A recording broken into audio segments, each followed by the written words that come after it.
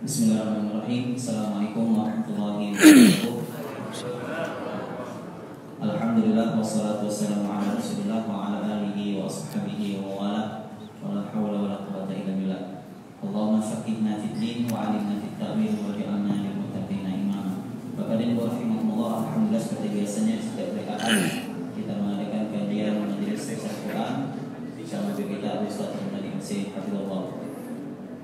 Namun sebelum kajian ini kita mulai, Bapak dan Ibu, perlu tetap kita ingatkan pada jamaah sekalian untuk bagi yang belum menggunakan masker maka bisa menggunakan masker. Maka kita dari belakang itu, Pak. Ya. Yang kedua, mohon izin Pak, yang di depan ini Pak, agak maju aja lagi Pak, maju aja lagi, supaya nanti kalau ada yang belakangan baru hadir bisa mengisi posisi yang kosong. Dan kalau bisa agak di sini masih kosong di belakang Pak Saiful. Baik, Bapak dan Ibu rahimahullah, yang ketiga bisa juga membacakan pertanyaan, baik pertanyaan dengan kertas, ya, khususnya Ibu bisa juga di share dengan kertas, atau nanti ya, seperti biasanya nanti akan ada sista jawab. Dan siapkan pertanyaan baik materi pada kajian kita hari ini ataupun materi di luar kajian materi hari ini. Baik, Bapak dan Ibu rahimahullah, karena sudah hadir bersama guru kita hari ini, langsung saja kepada Ustaz, kami persilakan dengan segala hormat.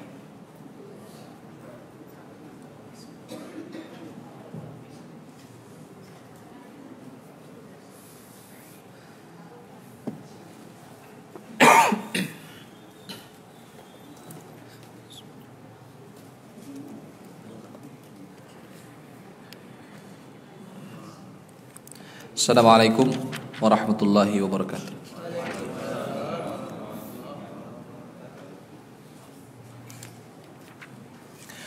Alhamdulillahi wassalatu wassalamu ala Rasulillah wa ala alihi wa ashabihi wa man walah. Qala Allah Ta'ala fil Qur'anil Karim, ya ayyuhalladzina amanu ittaqullaha haqqa tuqatih wala tamutunna illa wa antum muslimun. Wa qala Nabi sallallahu alaihi wasallam, khairukum man ta'allama al-Qur'ana wa 'allamahu.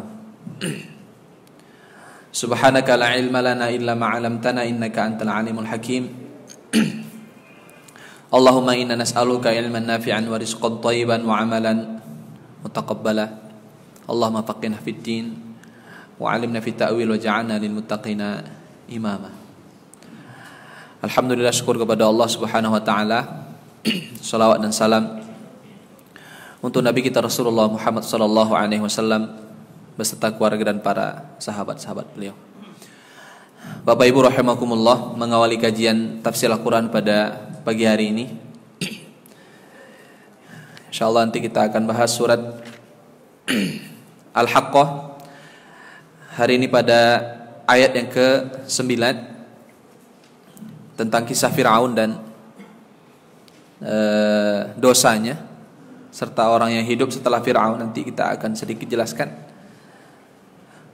Sebelum itu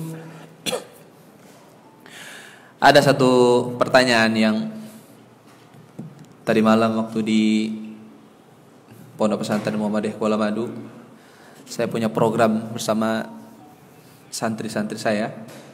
Ada namanya program Yas'alunaka, yaitu mereka bertanya kepadamu. Jadi pertanyaan itu banyak sekali dari santri-santri melalui kertas, sampai satu baskom pertanyaan, saking banyaknya. Dari sekian banyak pertanyaan ada satu pertanyaan yang bagus, sederhana, simpel. Kalau orang mendengar kayaknya nggak menarik, tapi bagi saya ini sesuatu yang penting. Apa pertanyaannya? Sederhana aja. Mengapa kita diperintahkan mempelajari ilmu agama? Itu pertanyaan. Biasa ini pertanyaannya, tapi ini sesuatu yang sangat luar biasa. Istimewa pertanyaan ini. Kalau kita ditanya dengan pertanyaan yang seperti ini, Pak, apa kita jawab? Dimana tahu anaknya nanya sama ibu, Bu, Mak, kenapa kita mempelajari ilmu agama? Atau nanya sama bapaknya, sama bapak ini. Apa yang bapak jawab? Mempermudah kita berencana. Tahu juga asal belajar ilmu agama. Ya. Sederhananya saya jawab dengan dua jawaban. Saya sampaikan yang pertama, menyembah Allah itu butuh ilmu. Berapa banyak orang menyembah Allah nggak pakai ilmu, yang ada apa? Sesat. Yang kedua, semua ibadah itu juga pakai ilmu. Kalau kita beribadah tanpa ilmu, salahnya lebih banyak daripada benarnya. Maka ibadah itu tidak diterima oleh Allah Subhanahu wa ta'ala. Karena setiap ibadah itu ada syaratnya, ada rukunnya dan ada wajibnya. Dan kalau tidak terpenuhi nggak bisa. Dan di mana kita tahu ibadah itu apa rukunnya? Misal sholat rukunnya apa, puasa rukunnya apa yang membatalkan puasa. Kemudian juga ibadah-ibadah yang lain apa saja, wudu misalnya, mandi wajib dan sebagainya. Maka butuh ilmu. Ada satu pertanyaan yang lucu, tapi ya kalau nggak punya ilmu nggak bisa kita jawabnya. Ada seorang wanita bersih dari haid, ya kan? Bersih dari haid, maka dia wajib mandi wajib ya, mandi suci dari haid. Pas di kamar mandi, selesai mandi mau keluar dari kamar mandi, jatuh meninggal. Perlukah dimandikan lagi? Perlukah dimandikan lagi? Udah suci belum dia? Dari hadas besar? Udah kan? Perlu gak dimandikan nih? Kenapa perlu? Perlu? Kifayah. Bukan itu jawabannya. Ini karena jawab gak pakai ilmu. Itulah penting ilmu tadi. Betul memang wajib dimandikan lagi, tapi jawabannya bukan karena fardu kifayah. Jawabannya adalah karena hal-hal yang mewajibkan orang itu harus mandi atau dimandikan adalah mati. Orang mati harus dimandikan. Jadi sebab-sebab mandi itu kan junub, haid, nifas, masuk Islam, meninggal. Nah, jadi kalau jawabnya nggak pakai ilmu, orang berpikir ya udah suci dia, udah bersih, udah sholatkan aja langsung, ngapain lagi capek-capek kita mandikan. Nah itu dia. Itu contoh bahwa syariat ini harus pakai ilmu dia. Nah, beruntunglah Bapak Ibu rahimakumullah. Kaedahnya adalah siapa yang belajar ilmu agama, maka ibadahnya itu akan selamat dari yang namanya kesalahan. Insyaallah. Kalaupun ibadahnya itu tidak selamat dari kesalahan, itu dimaafkan. Ketika dia sudah belajar, tapi kesalahan itu tidak dia sadari. Tapi penting, kaedahnya adalah, ketentuannya adalah bahwa kita juga belajar ini tidak boleh sembarangan dari orang-orang yang tidak berdasarkan Al-Quran dan Sunnah Nabi Sallallahu Alaihi Wasallam. Maka di situ pentingnya ilmu ya.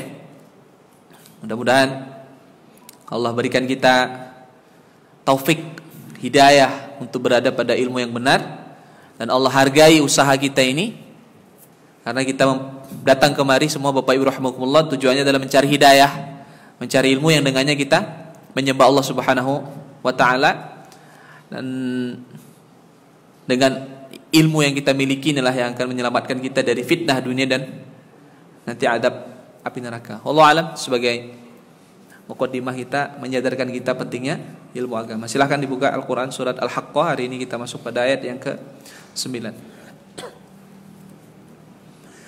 Kita akan belajar dari Firaun, tapi bukan untuk kita tiru, tapi untuk kita hindari. Apa kata Allah Ta'ala? A'udzubillahi minasyaitonir rajim. Wa jaa'a Fir'aun wa man qablahu wal mu'tafikatu bil khati'ah.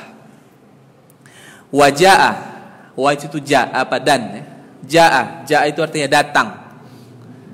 Fir'aun, datanglah masa Fir'aun setelah kaumnya Nabi yang sudah diadab di atas, yang kemarin kita bahas, ada Tsamud dan Ad. Nggak lama setelah itu muncullah masa Fir'aun. Wa man qablahu, dan orang-orang atau kaum yang sebelum Firaun juga. Wal mu'tafikat. Al mu'tafikat di situ ditafsirkan oleh para ulama kita, di antara dalam tafsir As-Sa'di, al mu'tafikat di situ adalah qura kaum Lut, yaitu negeri kaum Nabi Lut yang dosanya apa? Ya, homoseksual. Sesama jenis laki-laki dan laki-laki. Selain itu ya mereka kufur kepada Allah Subhanahu wa taala. Bil khati'ah. Mereka datang, jadi Firaun dan orang-orang sebelumnya, kemudian juga kaumnya Nabi Lut, mereka itu semua adalah pelaku-pelaku al khati'ah. Khata', apa arti khata'? Hah? Khata' itu artinya pelaku maksiat. Khata' secara bahasa artinya kesalahan. Kalau dimasuk di sini adalah kita bacakan dulu tafsir Sa'di saja supaya kita bisa memahaminya dengan benar. Al-khati'ah di sini diartikan oleh beliau ay bil fa'latil at-taghiyah wa hiya al-kufr wat takdzib wal dhulm wal mu'anadah. Allah Subhanahu wa taala ketika menyebutkan al-khati'ah di sini ditafsirkan oleh Sa'di, beliau mengatakan bahwa mereka ini melakukan perbuatan-perbuatan yang melampaui batas. Apa diantaranya? Al-kufur, yaitu kekufuran kepada Allah. Wat takdzib, takdzib itu mendustakan, tidak mempercayai dan tidak menerima dakwah nabi-nabi mereka. Kemudian wadzulm, dan kezaliman, zalim kepada sesama mereka, apalagi Firaun. Setiap bayi yang lahir laki-laki dibunuh. Kenapa dibunuh? Hah? Kenapa Fir'aun mau membunuh semua bayi laki-laki yang lahir dari kalangan Bani Israel ya? Bukan orang Mesir asli. Kalau orang Mesir asli dibiarkan hidup sama dia. Pokoknya ada wanita dari kalangan Bani Israel atau bapaknya atau suaminya Bani Israel itu yang hamil itu ditunggu sampai melahirkan. Begitu lahir lihat laki-laki atau perempuan. Kalau laki-laki langsung dibunuh. Kenapa? Ayah. Jadi Firaun itu pernah mimpi. Dalam mimpinya dia melihat bahwa akan ada seorang anak yang dari kalangan Bani Israel yang akan menghancurkan kerajaan. Itulah dia. Orang kalau sudah haus kekuasaan, halal semua cara supaya mempertahankan kekuasaan. Firaun. Banyak Firaun zaman sekarang skala kecil. Firaun embel-embel ini kan. Kalau Firaun kan dia hebat gitu kan. Wah, ini tingkat kades pun menghalalkan segala cara supaya bertahan 3 periode. Hati-hati ini ya, Masya Allah. Fitnah besar. Fitnah, salah satu fitnah terbesar adalah fitnah kedudukan. Ya, jadi bos, jadi pemimpin, itu fitnah besar. Ternyata Allah takdirkan Fir'aun membunuhin semua anak laki-laki. Ternyata orang yang dia takuti, dia pelihara di mana? Di rumahnya. Masya Allah. Apakah ada sutradara yang lebih hebat daripada Allah Ta'ala? Allah itu sutradara terhebat. Itulah takdir Allah Subhanahu wa Ta'ala. Dan saya pernah kisahkan kan, bagaimana ketika Nabi Musa, mamanya itu ketika lahir, Nabi Musa melahirkan Nabi Musa di kalau dalam sebagian tafsir ya, sebagian tafsir itu disebutkan Nabi Musa itu perintah Allah kepada mamanya, ilham lah bahasanya, buatkan kotak, taruh anakmu di situ. Kebetulan rumahnya Nabi Musa itu, rumah mamanya itu rumah di atas sungai Nil. Kayak di pinggir-pinggir sungai itu kan ada ya, yang pasak-pasaknya itu di air. Jadi itu kotaknya pakai tali. Jadi kalau ada pemeriksaan, itu Nabi Musa dihanyutkan pakai tali. Kan kalau diperiksa di rumah kan nggak nampak dia. Ternyata qadarullah talinya lepas. Di situ mamanya stres. Kalau bahasa kita ini bingung. Ternyata Allah arirkan itu kotaknya ke istananya Firaun. Yang pertama kali jumpa adalah Asia, istri. Firaun udah nggak mau, udah firasatnya udah ada, nggak betul ini. Makanya begitu Asia bilang apa sama Firaun, qurratu ainin li walak. Kita ambil aja untuk jadi qurratu ain, penyejuk hatiku dan hatimu. Apa kata Firaun? Penyejuk hatimu boleh silahkan, penyejuk hatiku nggak akan pernah aku mau ngakui anak ini. Dia nggak terima, nggak mau dia Firaun. Dan para ulama tafsir mengatakan seandainya, ini kata Rasulullah, sebuah riwayat ya, seandainya Firaun bilang, iya itu jadi qurratu ain bagimu dan untukku juga, mungkin Firaun bisa beriman gitu. Tapi dari awal dia udah nggak mau. Ya terakhir dia besar di situ, makanya Nabi Musa ketika bunuh orang yang sekali pukul mati, dia lari ke Madian, terus kan diperintahkan lagi oleh Allah balik lagi ke Mesir, mau balik lagi ke Mesir, jumpai Firaun, bilang sama dia sembah Allah dan seterusnya. Jawaban Musa itu ada yang yang bisa kita ambil pelajaran. Apa kata Musa? Nabi Musa berkata, ya Allah, saya nggak enak sama Firaun. Kenapa? Karena aku hidup, siapa yang ngasih makan? Ya Firaun. Dia hidup di rumah Firaun, terus tiba-tiba dia harus menentang Firaun. Itu menjadi pelajaran bagi kita bahwa saya seburuk-buruk orang, kalaupun dia pernah berbuat baik sama kita, tetap saja kita harus balas kebaikan. Itu Nabi Musa. Tapi karena perintah Allah SWT, itu pun Nabi Musa diperintahkan oleh Allah Ta'ala tingkat level Fir'aun saja. Apa kata Allah Ta'ala? Pesannya, Musa, kamu pergi ke Fir'aun.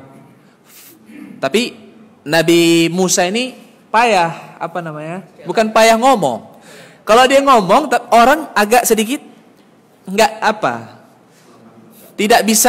tidak semua orang bisa langsung memahami ucapannya, kecuali orang-orang yang sudah sering mendengar ucapannya. Kan ada orang seperti itu.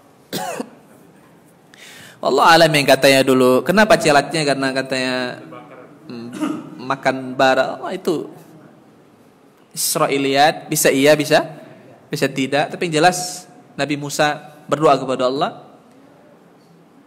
Rabbi shrah li sadri wa yassir li amri wahlul 'uqdatam min lisani yafqahu qawli waj'al li waziran min ahli Harun akhi.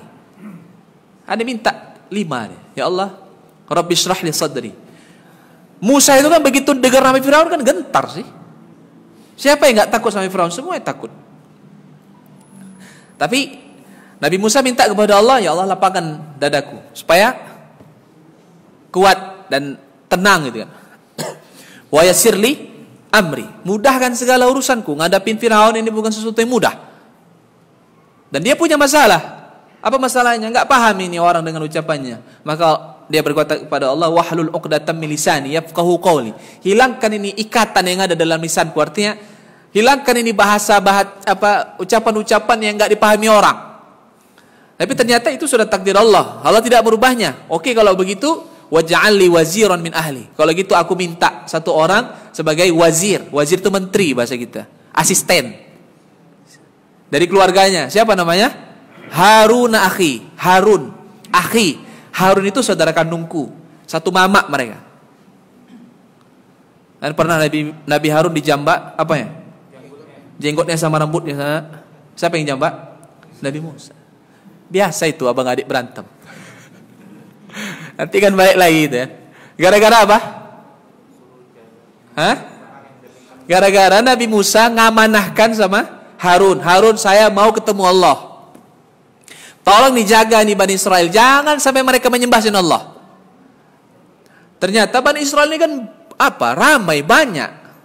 Kalau bahasanya degil kali mereka itu. Bandelnya ampun. Iya. Begitu Nabi Musa pergi, mereka buat apa?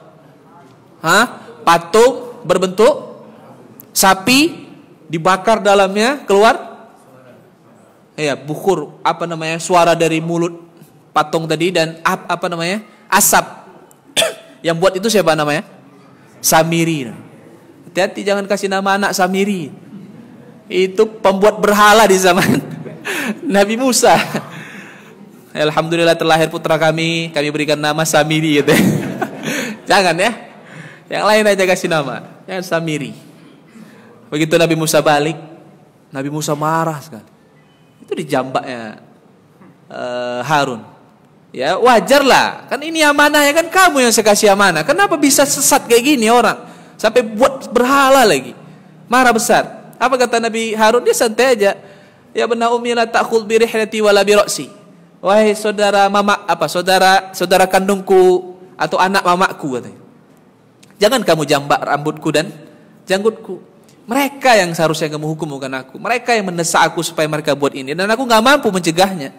Dan ini menjadi dalil bagi kita bahwasanya kalau ada kemungkaran, kita nggak mampu mencegahnya, ya udah kita diam, kita pergi saja. Daripada kita lawan, nanti kita akan celaka. Setelah kita mengingatkan, tapi kuncinya sudah kita ingatkan. Itu dia. Ketika Nabi Musa datang ke Firaun, pesan Allah apa?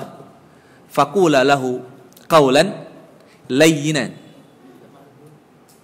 Pesan Allah kepada Musa untuk datangi Firaun. Firaun itu sombongnya luar biasa. Dia kejam. Semua cara dihalalkan, orang pun dibunuhi sama dia. Apa yang enggak dia punya, dan tidak ada satupun orang yang tidak tunduk sama dia.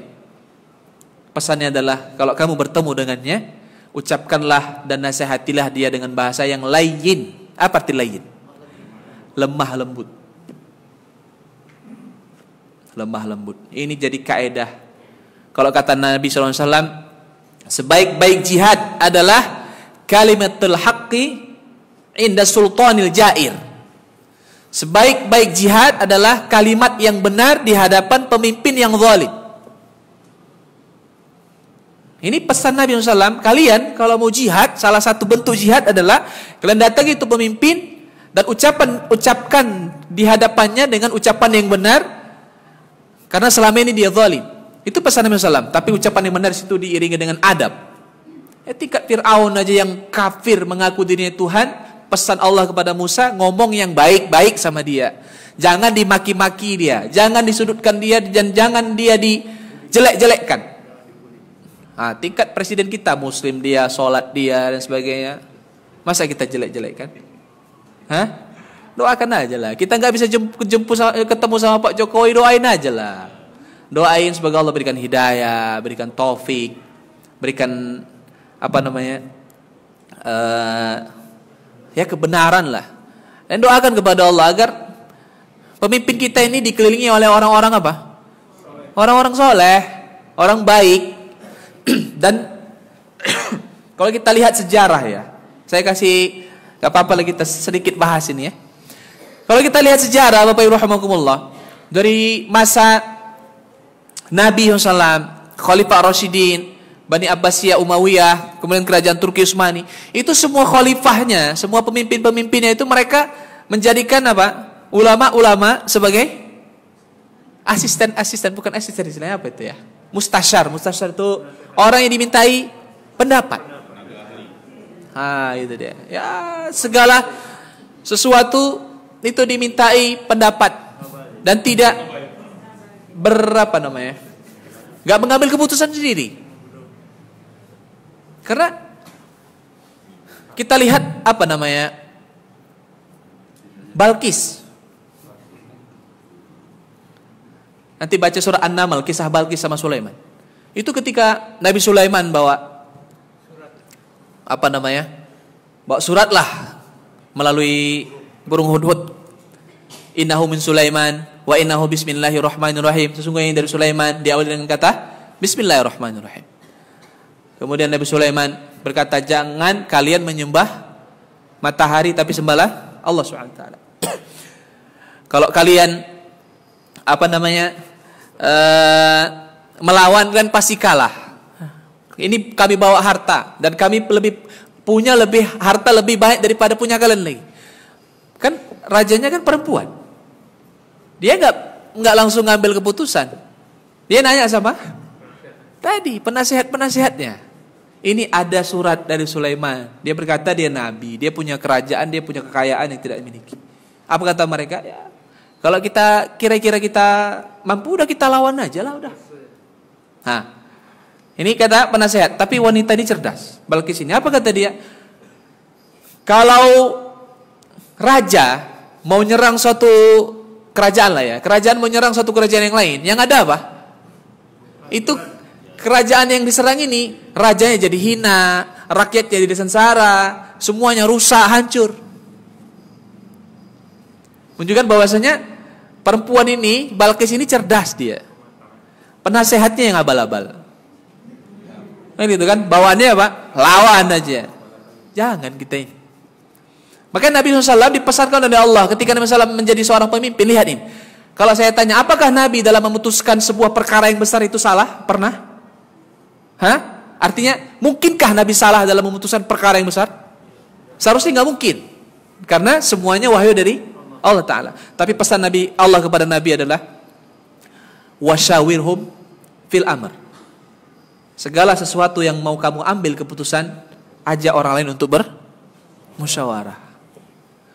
Makanya sifat pemimpin muslim adalah dia tidak pernah meninggalkan yang namanya musyawarah. Maka Allah abadikan sifat-sifat itu, sifat-sifat mukmin itu, dan di sifat-sifat orang mukmin itu adalah wa amruhum syura bainahum.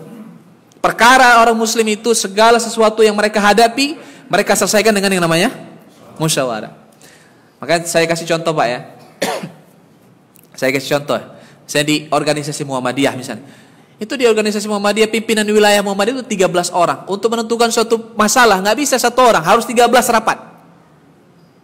Sama seperti majelis tarjih. Ya, majelis tarjih itu menentukan suatu hukum. Apa misalnya hukum?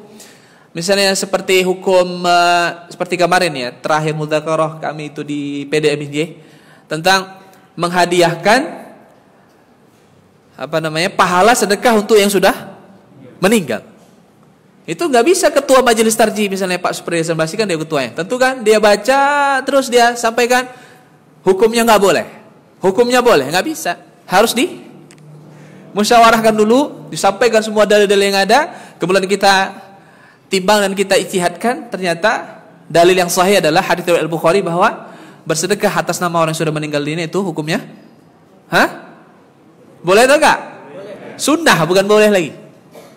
Hukumnya disunahkan. Karena Nabi SAW ketika ditanya oleh salah seorang wanita, dalam hadits lain ditanya oleh seorang laki-laki, Rasulullah, bapakku meninggal. Apakah boleh aku bersedekah atas namanya? Dan apakah dosa-dosanya diampuni karena sedekahku ini?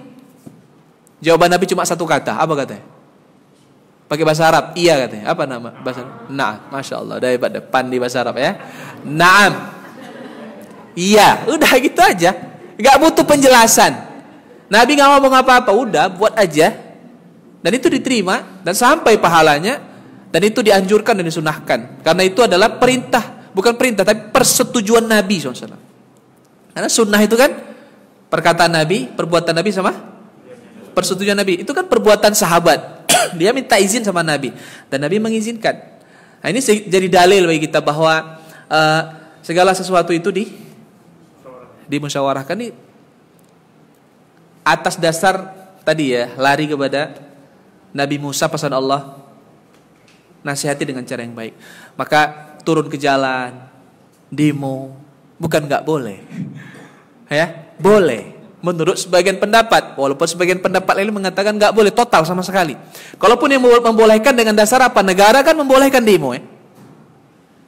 Jadi turun ke jalan silakan aja. Tapi di jalan mohon bahasanya bahasa yang manusiawi. Silakan sampaikan dengan bahasa yang baik. Nggak dilarang itu. Karena sekali lagi memang salah satu bentuk jihad adalah menyampaikan kebenaran di hadapan pemimpin yang zalim, tapi ada adabnya. Firaun tadi. Nah, itu sedikit kisah tentang Firaun. Kita ambil beberapa pelajaran dari ayat ini, ya, terkait dengan wajah Firaun. Ja'a Firaun. Firaun datang. Kemudian mereka melakukan perbuatan dosa. Dosa terbesar Firaun adalah apa? Mengaku dirinya Tuhan. Itu dia dasari atas apa? Kesombongan. Maka Allah paling benci sama orang yang sombong. Benci sekali. Sangat benci.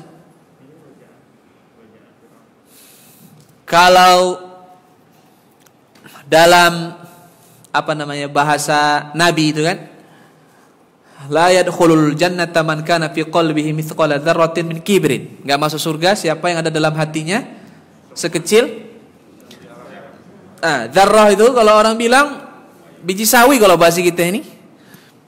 Sebagian mengatakan ini bahasa bahasa kimia atau fisika. Partikel terkecil itu. Apa istilahnya? Itulah dia. Yang nggak bisa kita lihat dengan mata biasa. Harus pakai kaca pembesar. Itulah dia. Itu nggak masuk surga. Artinya Allah nggak izinkan dia masuk surga. Kenapa? Karena dia mengambil sifat yang harusnya hanya ada pada Allah saja, yaitu al-kibr. Maka dalam hadits Nabi SAW,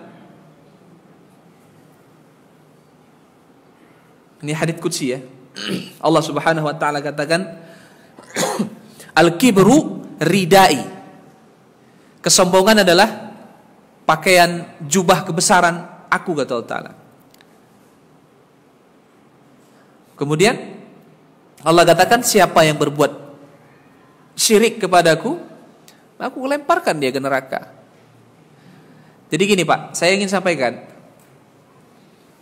Allah itu ciptakan kita, di dalam diri kita ini, dalam tubuh kita, dalam jiwa kita ini, ada namanya sifat-sifat yang memang Allah tanamkan dalam diri kita. Dan itu terbagi dua. Yang pertama sifat yang baik. Seperti misalnya apa? Ikhlas, sabar, apa lagi? Sayang, kemudian husnudzon. Itu semuanya sifat-sifat yang baik. Qanaah, syukur. Itu sifat-sifat yang baik. Yang kedua, Allah juga titipkan dalam jiwa kita ini sifat-sifat buruk. Kayak apa? Sombong, apa lagi? Serakah, nggak bersyukur, pelit. Apa lagi? Semualah. Nah, sifat-sifat ini yang baik-baik ini suruh diperintahkan untuk diapain? Dikembangkan, dihidupkan. Makanya kalau ada orang bilang, Ustaz, saya nggak bisa sabar, itu salah. Kenapa? Karena Allah sudah kasih sifat sabar dalam diri kita sejak kita lahir. Hanya kita diminta untuk memupuknya saja, membinanya saja, membesarkannya dan menghidupkan rasa sabar tadi. Nah, sebaliknya sombong dan seterusnya itu ada Allah ciptakan. Tujuannya itu apa? Sebagai liyabluwakum ayyukum ahsanu amala. Sebagai ujian bagi kalian, mampukah kalian di antara kalian siapa yang paling baik amalannya? Ternyata banyak orang terfitnah dengan kesombongan tadi. Nah, gitu dia. Jadi nggak usah lagi nanya, Ustaz, Allah kan benci sama kesombongan. Kenapa Allah ciptakan kesombongan dalam diri manusia? Apa kita jawab? Sebagai ujian. Kan sudah kaidahnya sudah jelas. Dunia ini tempatnya apa? Ujian, fitnah. Walladzi khalaqal mauta wal hayat. Ujungnya liyabluwakum. Allah ciptakan hidup dan mati. Hidup ini kan banyak liku-likunya. Banyak aktivitas hidup kita, kehidupan kita juga banyak. Dalam diri kita ini ada sifat-sifat tadi itu. Maka tujuannya adalah Allah ingin melihat siapakah yang mampu membunuh yang namanya kesombongan. Siapakah yang mampu meredam yang namanya sifat serakah dan sebagainya. Ya.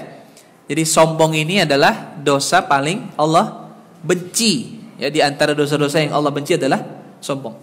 Jadi dalam hadits Bukhari, dalam hadits Imam Muslim disebutkan, la yadkhulul jannata man kana fi qalbihi mithqala dzarratin min kibr. Enggak masuk surga orang-orang yang dalam hatinya ada sifat sombong walaupun sekecil apa tadi kita bilang. Ya, biji darah kalau orang bilang. Maka tiba-tiba ada seorang laki-laki nanya, "Ya Rasulullah, inna rajula yuhibbu an yakuna thawbahu hasanan wa na'luhu hasanan." Ya Rasulullah, ada orang dia mampu, ya dia kaya dan dia suka pakai baju yang bagus. Yang bagus. Ya kayak bapak ini, ibu ini kan bajunya kan bagus-bagus, cantik-cantik kan, mahal harganya. Apalagi tas yang ibu bawa untuk ngaji itu kan, taruh di depan. Pede kali karena tasnya mahal. Kan gitu. Mudah-mudahan enggak ada sini ya, Bu. Ibu kalau mau pamer jangan di sini, Bu, di mall ya, Bu ya. Kalau ibu pamer di pengajian, ibu salah tempat. Ya, taruh di sana di mall. Silakanlah pamer sana. Sama orang-orang kafir. Pamerin orang-orang kafir sama kekayaan ibu, enggak apa-apa. Apa tuh? Gara-gara tas ibu yang mahal itu ya, hilang konsentrasi. Astagfirullah. Sesungguhnya orang itu suka memakai pakaian yang bagus. Tadi kan setelah Nabi bilang Allah tidak akan masukkan surga orang-orang di dalam hatinya ada sifat sombong. Tiba-tiba Rasulullah, ada orang yang suka pakai pakaian bagus. Ada juga orang yang suka pakai sendal yang bagus. Jadi dia takut. Apakah kita pakai baju yang cantik ini dikatakan apa? Sombong. Apa kita pakai sendal yang cantik ini dikatakan sombong atau semuanya? Ya kalau sekarang jam tangan lah apa segala macam, apakah itu dikatakan sombong? Maka Nabi SAW berkata apa? Innallaha jamilun. Sesungguhnya Allah itu maha indah. Yuhibbul jamal. Allah juga suka yang indah-indah. Tapi pesan Nabi ada di sini. Masalah pakaian, masalah aksesoris, penampilan, semualah, style ya, gaya hidup itu ada ketentuannya, termasuk juga makan. Ketentuannya dua. Yang pertama kata Rasulullah, kulu walbasu min ghairi sarafin wala makhilah. Nabi berkata, makanlah kalian, pakailah pakaian kalian, syaratnya dua. Min ghairi saraf. Saraf itu israf. Apa arti israf? Berlebihan. Contoh berlebihan dalam pakaian gimana? Harganya lah, harga kalau berlebihan tuh.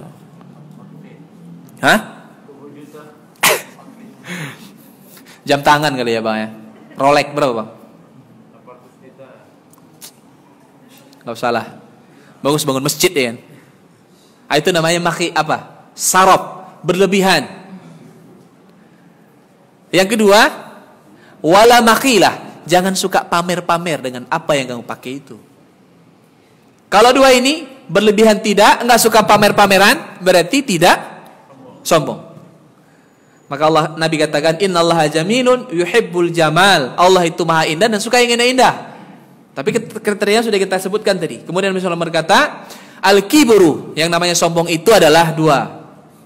Ini definisi sombong yang dimaksud oleh Nabi SAW. Yang pertama, batarul haq, yaitu menolak kebenaran. Kalau di sini dikatakan dafa'ahu wa raddahu. Ada yang benar dia tolak, nggak mau dia terima kebenaran itu. Contohnya siapa? Firaun. Jelas-jelas dia didakwahi kebenaran tapi nggak mau terima. Sama seperti kita juga, ada yang hak benar tapi nggak mau terima. Dan hujjah sudah disampaikan juga tidak mau terima. Apalagi kebenaran itu datangnya dari Allah dan Rasulnya, dia berani menolaknya. Ini adalah kesombongan yang paling besar, yaitu menolak kebenaran dari Allah dan Rasulnya. Dalil dari Al-Quran sudah ada, jelas. Hadis dari Nabi juga sudah ada, jelas. Enggak juga mau terima. Ini sombong. Maka hati-hati kita. Terkadang kita menolak syariat ini bukan karena hal-hal yang lain, karena kesombongan kita. Dan yang kedua kata Nabi SAW, yang namanya sombong adalah wa ghamtun nas. Ghamtun gini. Hah? Ya, kadang mengerut gini. Apa ya? Nah, itu ghamtu itu artinya, ghamtum itu merendahkan orang lain dan nampak dari gaya tubuhnya. Apakah itu wajah atau dari gerakan tubuh kan apa? Alah, gitu kan. Kalau kita bilang alah dia aja kok aku udah tahu gaya gimana dia. Omongannya nampak, bahasa tubuhnya juga kan nampak, gitu kan? Itu namanya merendahkan orang, itulah sombong. Dua kriteria sombong. Ada masalah tentang sombong ini, yang jadi masalah besar, dan gara-gara ini terjadi perpecahan besar. Bahkan nggak mau lagi datang ke pengajian gara-gara masalah ini. Apa itu? Hah? Isbal. Tahu isbal? Iya, celananya menutup mata kaki. Ini masalah. Saya nggak bilang ini masalah sepele, enggak. Tapi saya sampaikan ini masalah khilafiyah fikih, yang ulama bertoleransi dalam masalah ini. Tapi orang-orang yang tidak berenang dalam ilmu yang luas, tapi dia cuma main di kolam-kolam yang cetek saja, tahu cetek? Dangkal, dia menjadikan ini masalah yang besar. Sampai hingga akhirnya jumpa pun nggak mau, assalamualaikum, nggak mau lagi. Sekali duduk tengoknya apa pengajiannya orang ini isbal semua, minggu depan nggak mau ngaji lagi. Ulama sudah menggolongkan, mengkategorikan ini dalam masalah khilafiyah fikih, yang sudah berenang ulama-ulama dalam lautan ilmu, mereka menggolongkan ini masalah fikih, ranahnya fikih. Udah nggak apa-apa kalau dia pakai yang itu, silahkan, ada pendapat ulama ya. Tapi tadi yang kita bilang berenang dari ilmu yang apa? Dangkal, masih baru-baru belajar, semangat-semangat. Alhamdulillah dia dapat hidayah, motivasi belajar tinggi, saya tidak mencelanya. Tapi butuh ini yang namanya hikmah. Apa arti hikmah itu? Hah? Bijaksana. Dan sesuatu yang paling mahal di antara yang Allah berikan kepada seorang muslim adalah hikmah ini. Yu'til hikmata may yasha. Allah memberikan hikmah, kebijaksanaan kepada siapa yang Allah kehendaki. Wa may yu'tal hikmata faqad utiya khairan katsira. Siapa yang Allah kasih hikmah, maka dia telah diberikan sesuatu yang sangat besar dari Allah Ta'ala, kebaikan yang sangat besar. Hikmah ini bukan hanya dalam masalah menentukan sikap, tapi hikmah ini dalam masalah menyikapi permasalahan yang ada, terutama dalam masalah fikih, perbedaan. Kita ini tegas-tegas, misal saya kasih contoh, tegas-tegas katakan kunut subuh bid'ah, sebid'ah-bid'ahnya. Tapi ternyata yang mengatakan kunut subuh itu bid'ah juga, yaitu Imam Malik. Ketika dia datang ke kampung Imam Syafi'i, disuruh sama Imam Syafi'i jadi imam subuh, apa yang dilakukan Imam Malik? Hah? Kunut subuh dia. Makanya Imam Malik itu kan ketika datang ke berkunjung ke Imam Syafi'i kan dia bawa murid-muridnya. Itulah bedanya murid dengan guru. Kalau guru menyikapinya dengan hikmah bijaksana. Kalau murid enggak, pakai emosional. Apa kata murid-muridnya? Selesailah kalian orang-orang Syafi'i. Guru kami jadi imam sekarang, pasti dia enggak pakai kunut. Itu kata murid-muridnya siapa? Imam Malik. Inilah bedanya guru sama murid. Kalau guru pakai apa namanya? Hikmah. Tapi apa yang terjadi? Imam Malik kunut dia. Padahal dalam masalah fikihnya tidak mencantumkan kunut subuh dalam syarat sah solat subuh. Tapi ketika dia jadi imam, ya kunut. Kenapa? Itu namanya menghargai apa? Perbedaan khilaf pendapat dalam masalah fikih. Ya udah nggak apa-apa. Sekali-sekali kita menanamkan ini toleransi dalam masalah fikih. Tapi kalau toleransi dalam masalah syirik, nggak ada toleransi dalam masalah syirik. Toleransi dalam masalah bid'ah, nggak ada toleransi dalam masalah itu. Kalau bid'ah ya bid'ah. Tapi kalau misalnya fikih, ya udah ada pendapat yang mengatakan boleh. Terkadang juga jamaah jangan terlalu minta digas juga. Ustadz, apa hukumnya misalnya kayak tadi kunut subuh? Ya ada pendapat mengatakan boleh, ada pendapat mengatakan tidak, dalil ini dan ini. Saya mau hukumnya saja. Ustadz nggak usah bilang pendapat-pendapat gitu. Ini mau belajar atau cemana? Kita ini bukan menghukumi Bapak Ibu. Nggak bisa. Kayak kami ini ya. Yang ilmu kami seculi-seculi. Hanya bisa menukil-nukil saja ini kan. Ambil dari buku, baca. Oh ini pendapatnya, ini dalilnya. Ambil lagi kami dalilnya. Kami kolaborasikan jadi satu. Dan kami lihat mana kecenderungan ulama-ulama yang banyak. Cenderungannya yang kemana. Karena yang banyak itu lebih berhak untuk kita ikuti daripada yang sedikit. Tapi ulama ya, bukan orang biasa. Kalau orang biasa nggak bisa jadikan sebagai pedoman. Karena Allah perintahkan dalam Al-Quran, ingatkan, wa in tuti' aktsara man fil ardi yudilluka an sabilillah. Kalau kamu ikuti kebanyakan orang nanti kamu sesat. Tapi kalau kita ikuti kebanyakan ulama, apakah kita sesat? Enggak. Karena ulama itu kalau sudah berkumpul bersepakat dalam satu hal, insya Allah mereka berdasarkan Al-Quran dan Sunnah, bukan hasar hawa nafsu. Ya. Jadi saya ingin sampaikan kepada kita, kalau kita belajar jangan gitu caranya. Masa ustadznya di mana? Ustadz, saya nggak mau itu. Pokoknya ustadz mana yang benar? Nggak bisa kalau masalah fikih nih. Cuma kita bilang kecenderungan ulama kemari. Sama seperti isbal ini. Masa gara-gara isbal kita nggak mau berkawan lagi, nggak mau duduk sama lagi ngaji. Sementara yang diajarkan bukannya bid'ah dan syirik, tapi beda sedikit adalah masalah apa? Fikih. Ini sekarang ini kan 3 ini biasanya. 1 isbal, 2 musik, yang ketiga apa? Cadar. Udah. Ini gara-gara 3 masalah fikih ini orang jadi apa? Bijaksanalah kita dalam menyikapinya, ya. Isbal. Apa itu isbal? Apa ini, jualan? Ada mereknya? Ada. Alhamdulillah. Barakallah. Nanti aja napa? Jazakallah khairan. Kan? Apa tadi? Isbal. Kita bahas sedikit aja lah ya, supaya kita bisa bijaksana menyikapinya. Nanti Ustaz, ini pengajian tafsir kenapa fikih? Ada kaitannya dengan apa? Sombong. Karena isbal itu ada kaitannya dengan sombong tadi. Kita ambil pelajaran dari Firaun.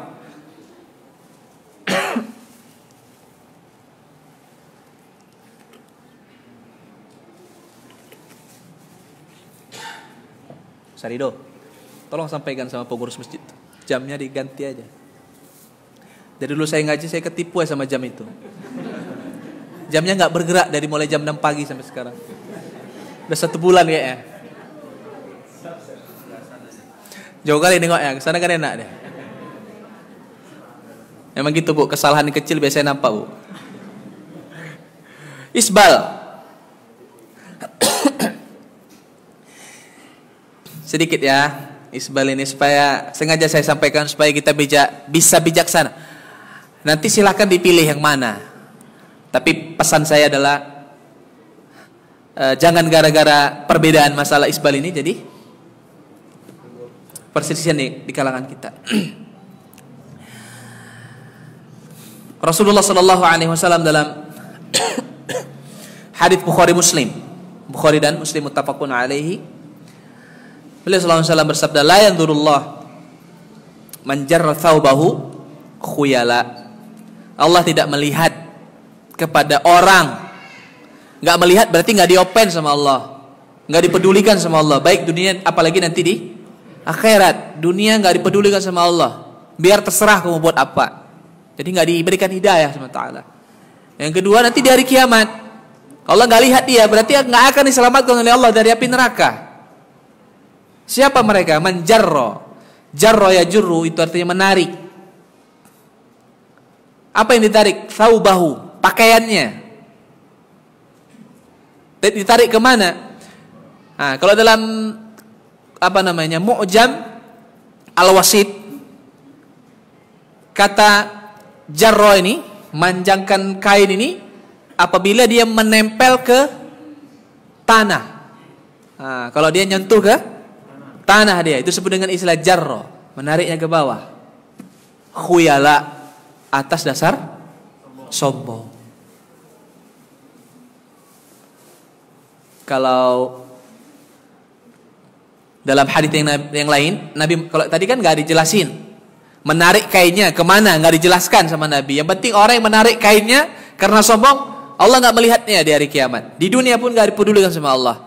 Nah, dalam hadits yang lain, dari riwayat Al-Bukhari saja, Nabi memberikan penafsirannya. Apa yang dimaksud dengan menarik kainnya tadi? Sampai nggak dilihat oleh Allah Ta'ala karena sombong. Maka Nabi SAW berkata, ma asfala minal ka'baini minal izar fafinnar.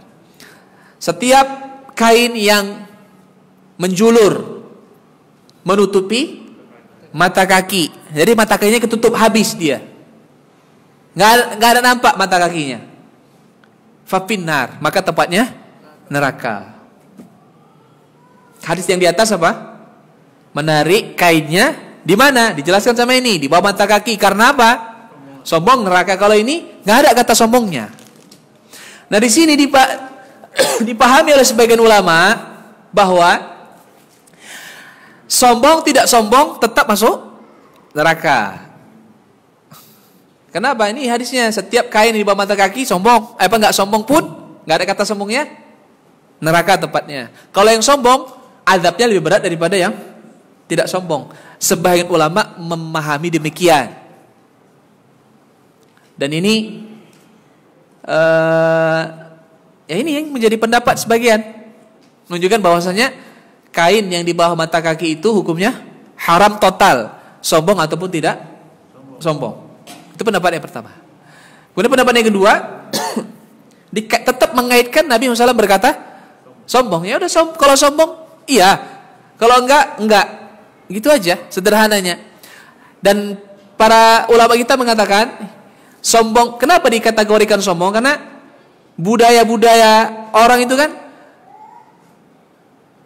memanjangkan kain sampai nyeret-nyeret gitu. Itu menunjukkan bahwasanya ini orang kaya. Coba kita kaitkan, Nabi sempat bilang kepada sahabat, hendaklah kalian punya 2 pakaian. Berarti ada orang yang pakaian cuma 1, sahabat. Jadi yang lebih-lebih orang-orang kaya ini jangan kalian panjang-panjangkan kan kalian, lebih bagus kalian kasih sama orang lain, sisa-sisa kain kalian itu untuk pakaian orang lain. Kan ada sahabat meninggal,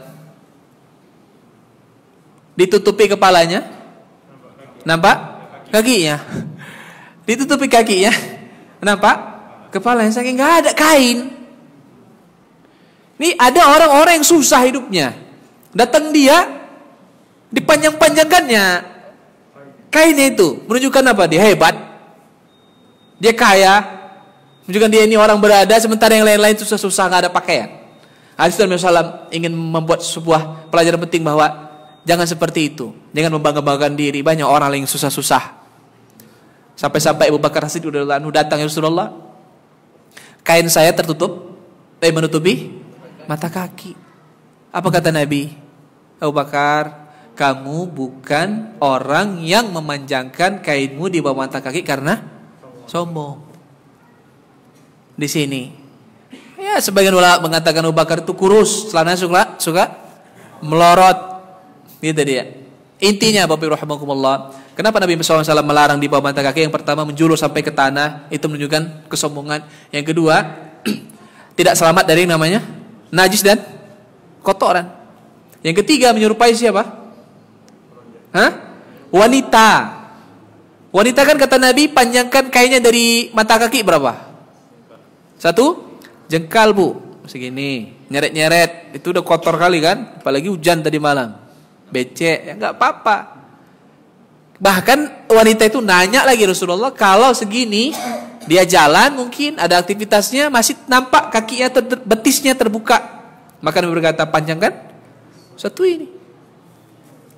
Dia protes lagi Rasulullah, kalau panjangkan 1 ini jalan kotor lah, kena najis, gimana dia mau sholat? Maka Nabi SAW berkata, dia jalan di sini kena najis, dia jalan lagi tersapu tanah najisnya sudah suci, karena tanah itu mensucikan dari najis. Kan gitu dia. Intinya adalah bahwa kalau saya pribadi minimal sejajar dengan mata kaki dah, insya Allah aman. Kalaupun harus di bawah mata kaki, jangan sampai kena tanah, udah itu aja. Yang sampai kena tanah, apain Pak dipijak-pijak itu? Yang herannya dia maunya panjang, tapi tiap hari digulung ya lagi. Kadang sampai kan ini misalnya ini tumit ya, dari sini sampai kemari lagi apa ya, celananya itu kan. Dia bilang sama tukang jahit, datang ke Rencong, bilang sama dia, Bang saya mau pas mata kaki gitu ya. Kan bisa atau dipanjangkan tapi jangan sampai kena ke tanah. Itu nggak apa-apa insya Allah. Jadi intinya kalau sombong itu masuk dalam kategori yang diharamkan, kalau enggak insya Allah tidak. Dan saya pilih pendapat yang ini. Tapi walaupun begitu, pendapat pribadi mengatakan bahwa minimal kain tidak menutupi total seluruh mata kaki. Ya, sejajar. Ya wallahu alam. Baik Bapak Ibu rahimakumullah. Jam berapa ini? Jam 7. Lanjut atau udah? Sikit lagi ya, sikit aja. Ayat 10, sikit aja, 1 aja. Fa'asal Rasulullah Rabbihim. Jadi jelas ya, sombong itu janganlah kita tunjukkan. Bunuh itu yang namanya sombong. Fa'asau Rasulullah Rabbihim. Fa'akhadhahum akhdatar rabiyah. Fa'asau. Fir'aun dan orang-orang sebelumnya termasuk kaum Nabi Lut, fa'asau, apa arti asau? Maksiat. Mereka berbuat maksiat kepada siapa? Rasulullah Rabbihim, yaitu Rasul-Rasul Tuhan mereka yang Allah utus kepada mereka, ya, kepada nabi-nabi. Maksiatur Rasul namanya. Sedikit saya akan bicara sih tentang maksiat kepada Rasul, ya, tapi sebelum itu kita habiskan ayat ini. Fa akhadhahum akhdatar rabiyah. Fa akhadhahum, maka Allah mengambil mereka. Diambil di sini maksudnya diazab, disiksa. Artinya dibinasakan di dunia. Akhdatan, dengan azab yang rabiyah. Rabiyah itu artinya zaidah. Zaidah tambahan. Artinya azab yang enggak normal. Ya, azab yang enggak di luar batas pemikiran orang lah. Kayak kaumnya Nabi Lut itu al-mu'tafikat, tadi kan kita bilang kaumnya Nabi Lut. Seharusnya hujan dari langit, yang turun apa? Air. Ini apa yang turun? Meteor yang betul. Habis. Ya. Sama seperti yang kita bilang kemarin, kaumnya Nabi Shu'aib, ya, Ad, kaum Nabi Ad itu kan diadab dengan apa kemarin? Petir yang menyambar mereka sampai Ad pakai apa ya? Angin apa namanya kemarin? Tornado, diputar sampai ke atas, putus kepalanya. Itu kan di luar wajar. Kalau ada pun angin topan atau apa segala macam, kan nggak kita lihat orang seperti ini sampai terpisah dari kepala dari badannya, nggak ada. Itu semua Allah Subhanahu wa taala berikan adab kepada mereka gara-gara apa? Fa'asau Rasul. Mereka durhaka kepada Rasul. Yang namanya durhaka, maksiat kepada Rasul itu ada 4, Bapak Ibu rahimakumullah. Ya. Ini kriteria seseorang itu dikatakan bermaksiat kepada Rasul. Termasuk kita ini. Kita ini maksiat kepada Rasul atau tidak? 4 kriterianya. Nanti kita harus hindari. Dari mana kita ambil 4 ini? Kita ambil 4 ini dari penjelasan tentang makna syahadat Muhammadan Rasulullah. Jadi kalau kita bersyahadat Muhammad Rasulullah, itu kan ada penjelasannya. Nah, penjelasan itu ada 4. Kriterianya kita itu bersyahadat Muhammad Rasulullah ada 4. Nah, kalau yang 4 ini kita balik, maka bermaksiatlah kita kepada Rasul. Tapi kalau keempat ini kita amalkan, kita tidak bermaksiat kepada Rasul, justru kita mengikuti Nabi SAW. Yang pertama adalah mendustakan apa yang Nabi sampaikan. Udah kita bilang kemarin, pertemuan 2 pekan lalu tentang azab kubur. Adakah orang yang ingkar azab kubur? Ada. Berarti dia maksiat kepada Rasul. Adakah orang yang ingkar kepada apa kemarin kita bilang? Sirat, jembatan yang membentang di atas Jahannam? Ada. Bahkan adakah orang yang ingkar kepada mizan, timbangan amal? Ada juga. Bahkan adakah yang berkufur kepada enggak percaya sama Dajjal? Ada. Yang bilang Dajjal itu bukan sosok tapi sifat. Berarti mereka ini bermaksiat kepada Rasul. Mereka tidak mempercayai apa yang disampaikan oleh Nabi SAW. Kalau mereka Muslim, mereka ini kufur kepada Nabi SAW. Maksiat besar. Yang kedua, yang dimaksud dengan maksiat kepada Rasul adalah membangkang terhadap perintah Nabi. Perintah Nabi, apa misalnya perintah Nabi yang wajib, yang enggak dari Al-Quran? Yang enggak dari Al-Quran? Masa enggak ada? Perintah Nabi yang enggak dari Al-Quran?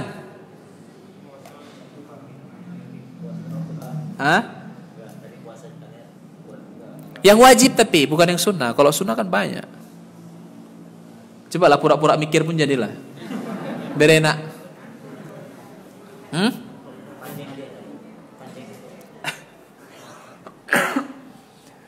Ya perintah Nabi dalam dalam hadis-hadis beliau tentang yang sifatnya wajib-wajib ya.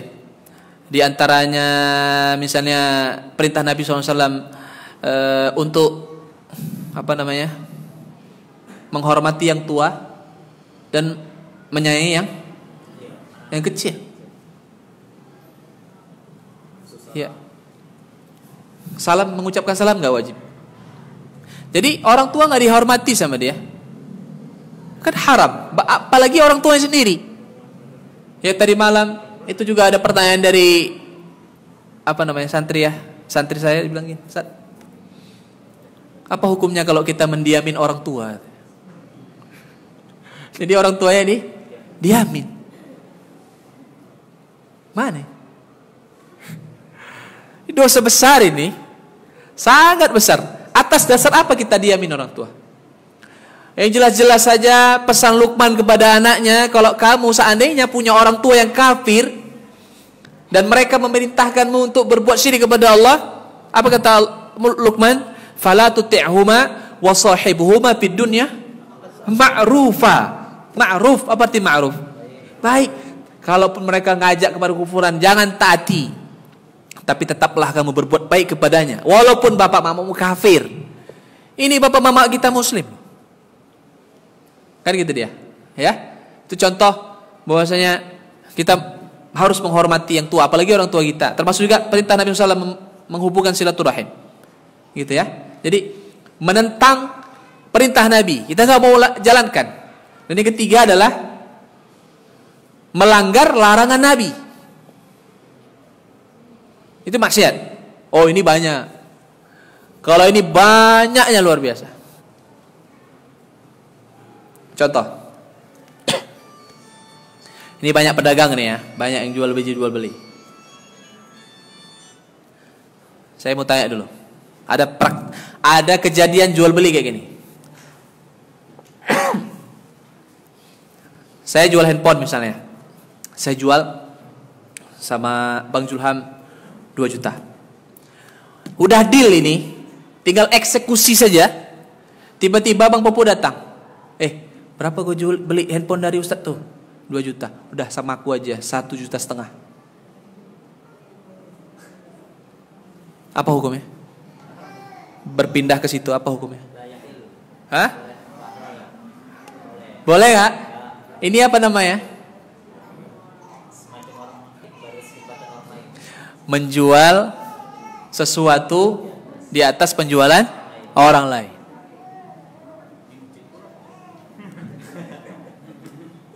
Itu hukumnya haram. Banyak kayak gini kan? Udah deal tiba-tiba bodoh kali, udah sama aku aja udah.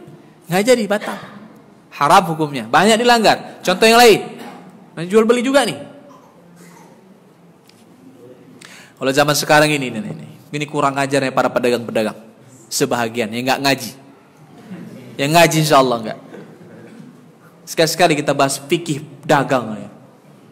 Supaya tahu ini pedagang-pedagang ini kan. Biar nggak yang dipikirannya untung aja. Jadi ada orang mau beli sesuatu. Misalnya apalah kendaraan misalnya gitu kan. Harganya misalnya 100 juta. Nah, ngobrol-ngobrol gitu kan. Sama pembelinya. Bang, nggak kemahalan 100 juta. Enggak lah, ini udah murah kali. Datang orang. Tanya.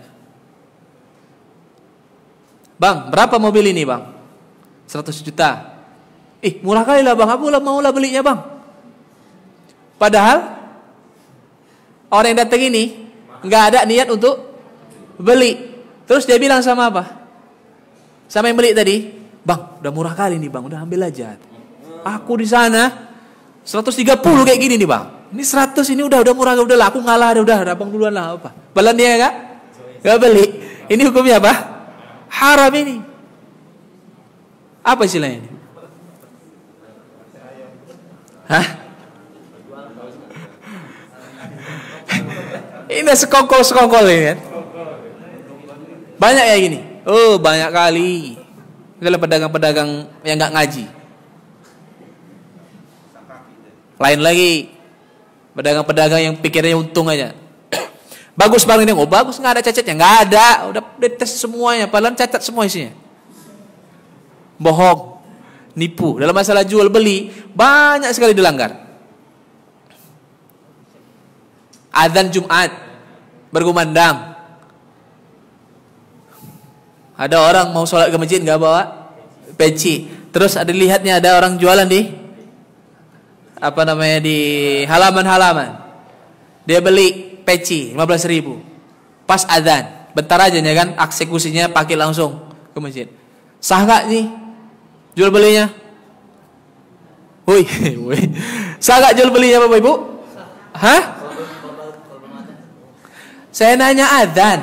Jangan ditunda, jangan diganti-ganti lagi pertanyaannya. Jawaban, nah? Nggak boleh, nggak sah jual belinya. Ya? Adzan Jumat tapi ya. Adzan Jumat, kalau udah adzan Jumat nggak boleh jual beli, kecuali ibu-ibu, karena ibu-ibu nggak wajib sholat Jumat. Ibu mau beli garam yang kurang itu lari ke kedai pas adzan Jumat nggak apa-apa. Bahkan sebagian pendapat ulama mengatakan sholat wajib pun sama. Sholat wajib sama, tapi itu ijtihad saja. Kalau sholat wajib sama putuslah kita. Siapa yang nggak pernah beli sesuatu pas adzan wajib berkumandang? Hah? Kalau bisa dihindari. Ini yang jualan-jualan kalau bisa pas adzan tutuplah. Apa yang mau dikejar? Pembeli. Yang ngarahkan pembeli datang ke tempat kita siapa? Allah, udah sembah Allah akan arahkan itu, jangan takut. Ya. Kalau di Arab Saudi itu seluruh penjuru Arab Saudi mau dimanapun kalau udah adzan tutup semuanya. Sak laundry pun tutup. Ya, apalagi rumah makan semuanya kedai-kedai tutup. Karena memang udah adzan ya sudah tinggalkan semuanya, wadharul bai'. Tinggalkan jual beli, gitu ya. Itu contoh bahwa larangan Nabi dilanggar. Maksiat. Yang keempat, ini yang gawat. Ini yang bahaya, yang sangat banyak terjadi zaman sekarang melebihi poin nomor 3. Apa itu? Menyembah Allah bukan sesuai dengan syariat Nabi. Ini bahaya Bapak Ibu rahimakumullah. Kita itu nyembah Allah harus ikut siapa? Nabi. Inilah yang disebut dengan istilah bid'ah. Bid'ah terbagi 2. Apa? Yang pertama bid'ah syirik. Yang kedua bid'ah tidak syirik, bid'ah amalan.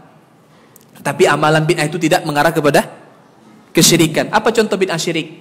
Banyaklah. Contoh ini saya lihat, saya contohkan. Sujud di kuburan.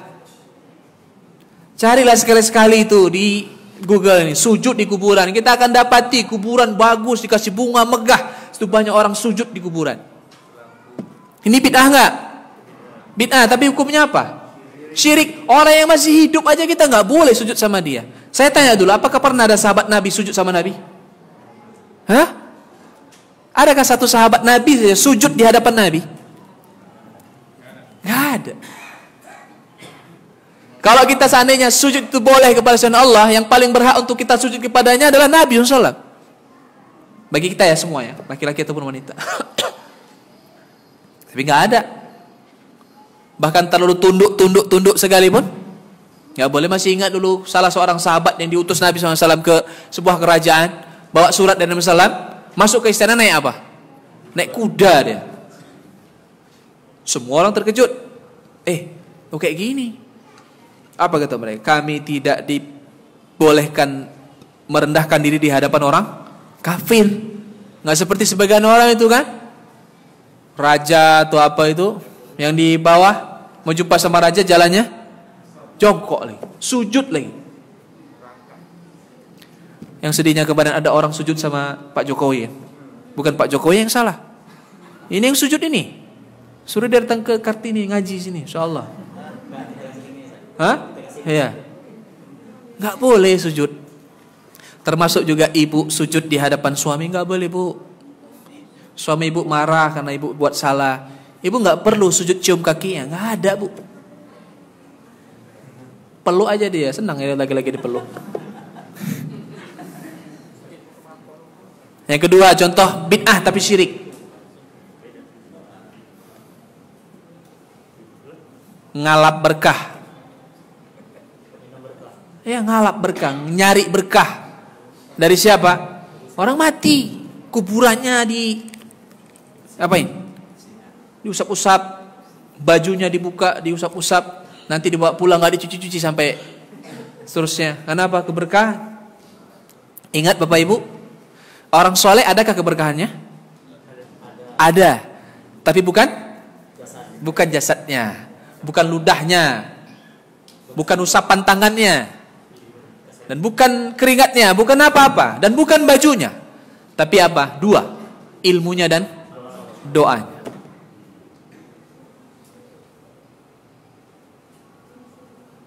Termasuk juga masalah tawasul dengan orang yang sudah meninggal. Ada sebetulnya nggak boleh disampaikan ghibah, tapi harus diluruskan.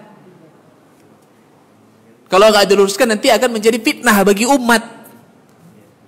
Kalau memang nggak sepaham ya silahkan sudah saling toleransi, tapi jangan menjelek-jelekkan. Saya pribadi Bapak Ibu rahimakumullah, kan ada kan yang mengatakan bahwa saya tawasul dengan orang mati itu boleh, nggak apa-apa. Saya nggak pernah menyudutkan pendapatnya, tapi saya sampaikan itu nggak boleh merujuk kepada dalil yang ada. Tapi saya tidak menyatakan itu semuanya mereka masuk neraka. Yang tawasul dengan orang mati itu nanti semuanya kekal di neraka, mereka sesat. Nggak ada saya sampaikan. Saya nggak pernah bilang orangnya, dan saya tidak pernah bilang kelompoknya. Tapi saya bilang apa? Perbuatannya saja. Tapi yang sedihnya apa? Ada dai, nanti bisa tengok di YouTube. Dia bilang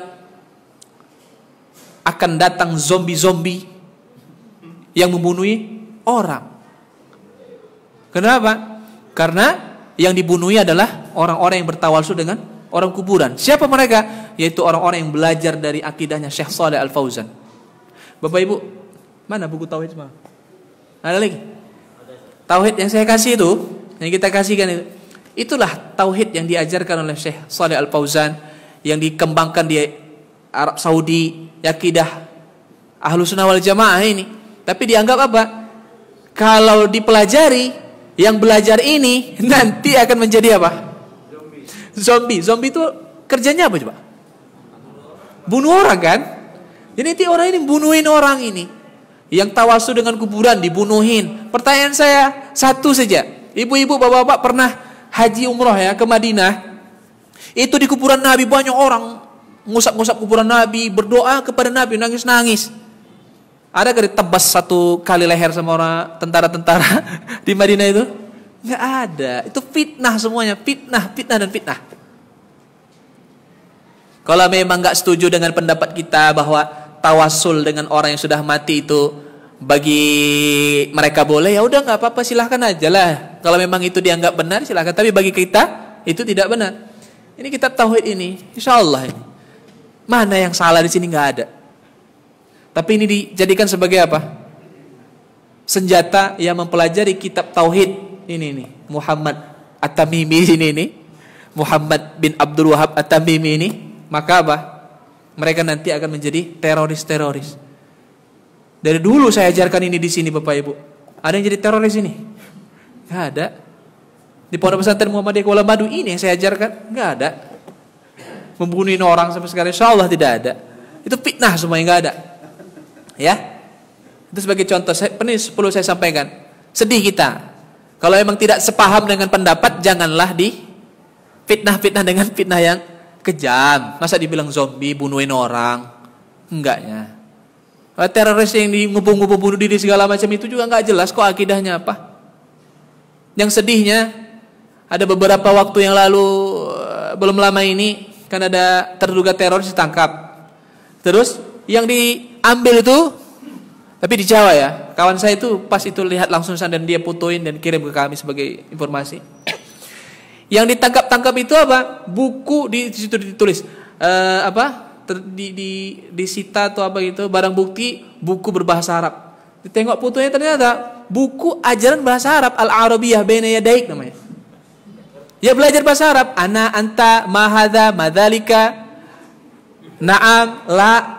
Masa itu di buku teroris? Al-Quran teroris kecil ya. Jadi terlalu terlalu berlebihan. Janganlah demikian. Yaitu contoh maksiat kepada Nabi yang berkaitan dengan menyembah Allah tapi dengan cara yang tidak diajarkan Nabi, yang berkaitan dengan bid'ah syirik.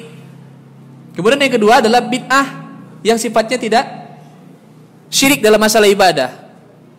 Saya tutup dengan satu pertanyaan yang saya kutip dari Suara Muhammadiyah.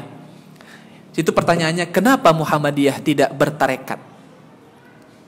Ya, kenapa Muhammadiyah tidak bertarekat? Apa itu tarekat?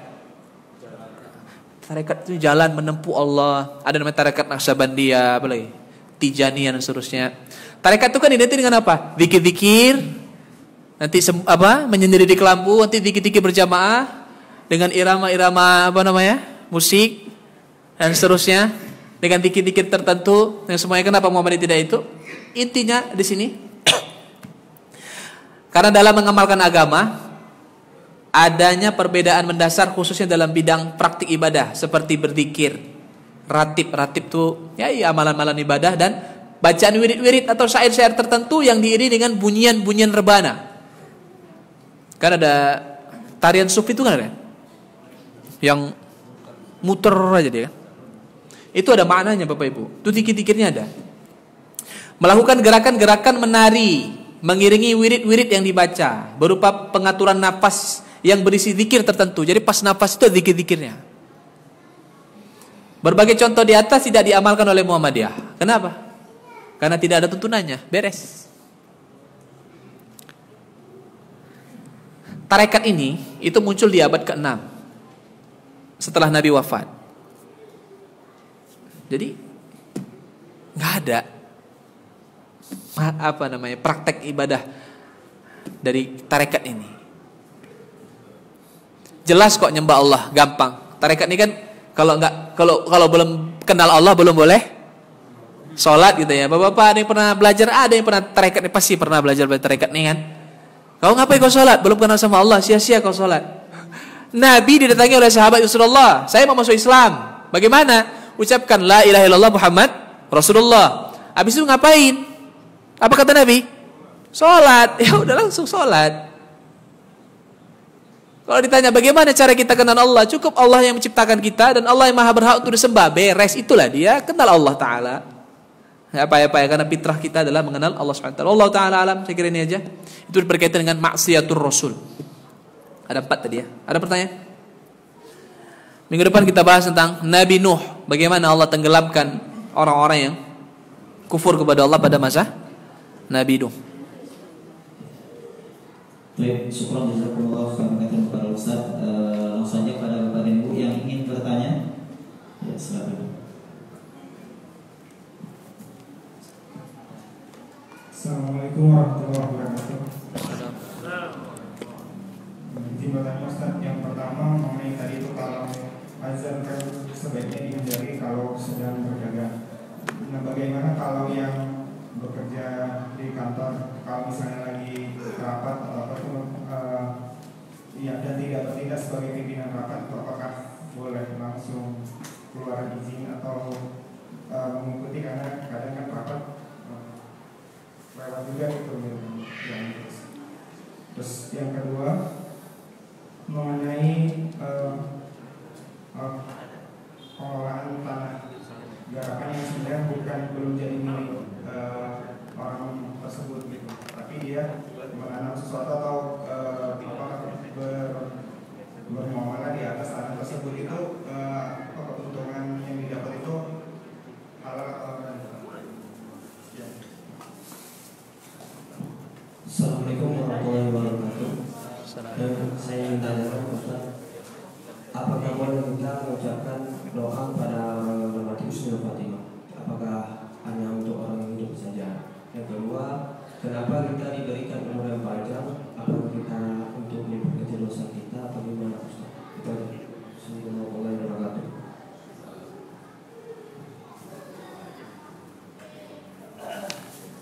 Assalamualaikum warahmatullahi wabarakatuh. Salam. Bertanya Ustaz terkait tadi kita sedekah setelah untuk yang orang meninggal tadi yang diperbolehkan sesuai dari tadi. Yang saya tanyakan kebanyakan dari kita lihat orang mengundang tetangga jiran itu untuk memperingati wafat keluarga tadi itu dengan cara yang kita sering lihat gitu kan. Kemudian mereka berdalil dengan sedekah. Apakah dalam tata cara memberi sedekah tadi itu menjadikan suatu bid'ah amalan begitu atau gimana Ustaz? Terima kasih. Salam. Ada lagi? Ibu? Ada.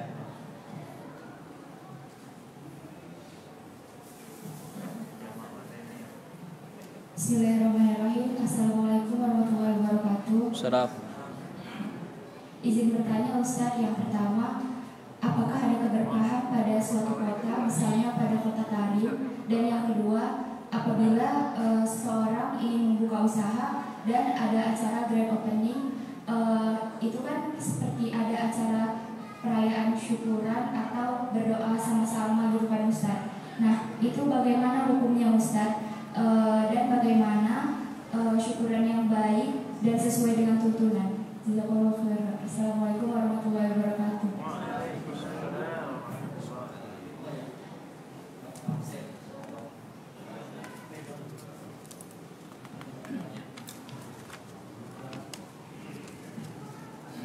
Assalamualaikum warahmatullahi wabarakatuh. Salam. Ini Ustaz mengenai menjenguk orang sakit Ustaz. Jadi kita ini di dalam Islam kan dianjurkan melihat orang sakit.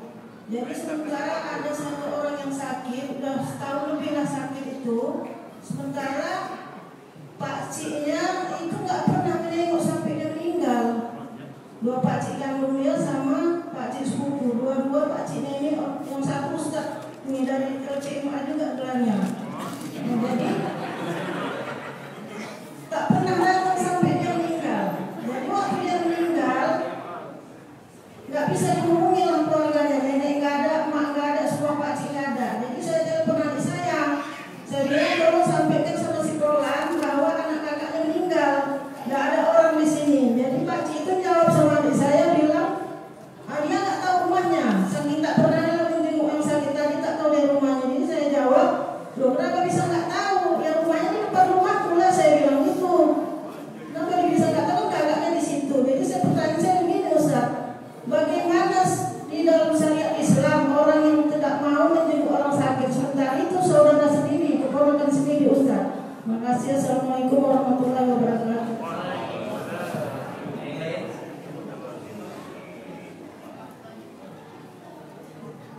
Assalamualaikum Ustaz. Ustaz, ini tentang penyembelihan hewan Ustaz. Nah, apa hukumnya kita menyembelih hewan itu yang bertujuannya untuk kegiatan non muslim Ustaz? Di sana ada kawan menyembelihkan hewan lembu, tapi bapak dia menyembelih itu yang minta tolong itu non muslim. Apa itu? Untuk apa? Untuk kegiatan non muslim itu Ustaz. Maksudnya rangkaian ibadah atau sekedar makan? Iya, itu ibadah. Habis Bu, Pak. Oh, ada lagi masih. Assalamualaikum warahmatullahi wabarakatuh. Ini ada pertanyaan dari jamaah online ya. Siapakah yang dimaksud dengan wali Allah? Apakah dia hidup di antara kita?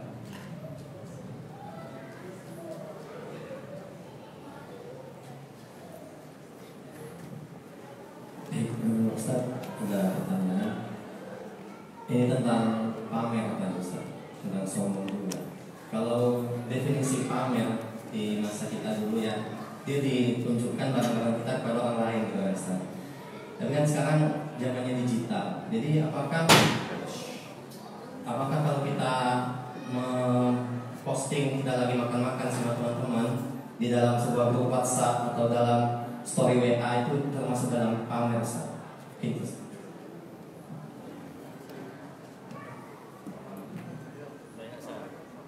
Assalamualaikum warahmatullahi wabarakatuh.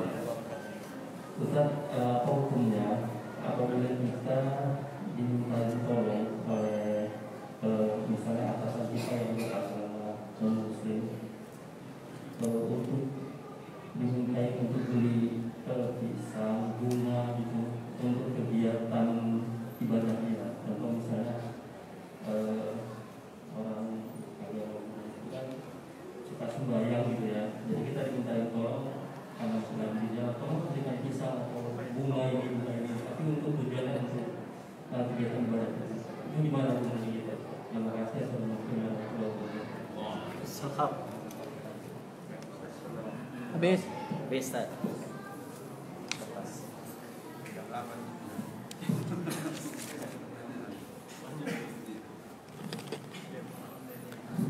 Baik, Masya Allah, barakallahu fikum. Sebelum kita masuk pada pertanyaan dari Bapak Ibu, ini ada pertanyaan. Assalamualaikum warahmatullahi wabarakatuh. Bagaimana jika seorang anak selalu berbuat kejahatan? Apakah dosanya juga mengalir ke orang tuanya? Sering saya sampaikan bahwa tidak ada dosa yang dilimpahkan kepada orang lain, kecuali kalau dosa itu dia yang mengajarkan kepada orang lain, dan sampai dia meninggal dunia dia tidak berlepas diri dari dosa tersebut, maka setiap kali ada orang yang mengamalkan dosa tadi, maka dia dapat dosanya. Jadi dosa yang dilakukan oleh anak, kalau anak itu melakukan dosa tersebut tanpa ada diajarkan oleh orang tuanya dosa itu, maka orang tuanya nggak dapat dosanya. Atau yang kedua, dosa yang dilakukan oleh anak kemudian orang tua sudah pernah mengingatkannya, tapi kalau anak itu tidak diingatkan oleh orang tuanya, bisa jadi orang tuanya dapat dosa karena melalaikan dalam tugas mendidik seorang anak. Itu saja dia, bukan dapat dosa yang sama. Tidak, nggak demikian. Tapi kalau pahala itu berbeda. Diajarkan atau tidak diajarkan, setiap pahala yang dilakukan oleh seorang anak itu orang tuanya dapat pahalanya. Baik. Kemudian sholat diundurkan karena rapat. Kalau tadi kan jualan, ini kena rapat. Sebaik-baiknya adalah kita tinggalkan segala aktivitas kalau sudah adzan berkumandang, kecuali kalau dalam keadaan tertentu dan juga boleh ditunda dengan syarat sholatnya tetap berjamaah.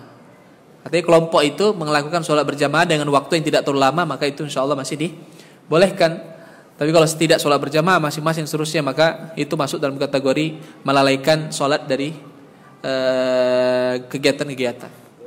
Kalau kita mampu, kita bisa keluar dari situ minta izin. Tapi kalau nggak mampu ya, bagaimana caranya supaya diingatkan? Artinya minta supaya rapat itu lain kali, kalaupun kira-kira tidak mendesak kali, waktunya bisa diatur atau di break dulu sebentar, Tapi kalau nggak bisa ya sudah, fattaqullaha mastata'tum. Bertakwalah kepada Allah sesuai dengan kemampuan kita masing-masing. Karena bukan kita pemegang kekuasaan. Maka jadi boslah di situ biar bisa kita atur. Nah, gitu ya. Yang kedua, melakukan muamalah, artinya melakukan usaha gitu di tanah garapan yang belum jelas. Tanah garapan ini tanah garapan gimana? Punya kebun. Bapak Ibu, tanah kebun jangan dibeli. Siapa yang jual? Hah? Yang jual siapa? Yang jual itu oknum. Oknum yang memanfaatkan posisinya cari duit. Haram. Titik, nggak pakai koma. Ya? Itu punya negara. Kecuali kalau negara mengumumkan ini tanah BUMN, dijual, beli silakan, resmi dia. Ini suratnya aja pakai camat atau pakai apa? Jangan ini saja, biasanya kayak gitu apa namanya? Tidak jual beli. Tapi nanti ada punya ini nggak apa kan lahan tidur namanya. kalau misalnya kalau di garapan, itu juga harus jelas, Bang. Siapa yang melegalkannya? Yang melegalkannya oknum atau memang kebijakan negara? Atau kebijakan perusahaan atau kebijakan BUMN? Ini kebijakan oknum cari duit. Duitnya bukan untuk ke perusahaannya, bukan negara atau BUMN ini, tapi kemana? Ke ATM-nya. Kantongnya udah penuh. Ke ATM-nya.